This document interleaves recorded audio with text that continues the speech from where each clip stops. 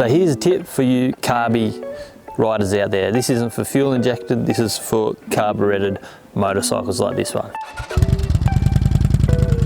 How do we properly warm up a carbureted motorcycle? So we don't just start him up, let it idle, say like a car, until it warms up and ride, because that'll just clog up your carburetor. It'll go out of sync, especially this is a dual carby bike. And so let's show you how to really warm up your motorcycle properly. So turn him on. It was actually snowing here yesterday, pretty crazy. It didn't settle though. So that's on. It's in neutral. Let's go. So that's basically choke on. Kind of here, it's not idling. Now it's coming up a bit. You want to basically give it a few revs with the throttle.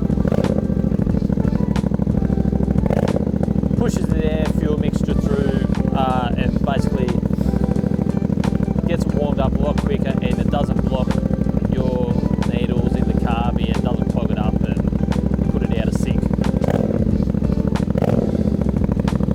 But that's basically what you do. You just let it warm up like that.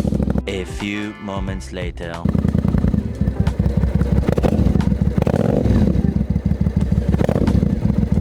See, that's fully off now.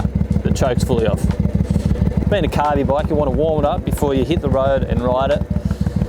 Unlike a fuel injected bike, you can basically just about jump on it straight away. So with a carby bike, you want to warm it up first. Obviously a bit annoying for the neighbours, but it's got to be done. If you want to look after your bike, make sure it lasts, a lifetime basically. This bike's a 2005 Triumph America, so it's 2024 now. So there you go. What's that? 19-year-old this bike.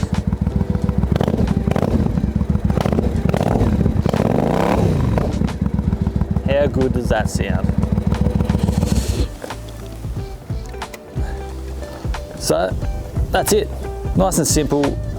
The best way to warm up your bike, specifically if it's a carbureted motorcycle. So hopefully this tip was helpful for you. Give us a thumbs up, give us a like, subscribe, and go check out our other videos.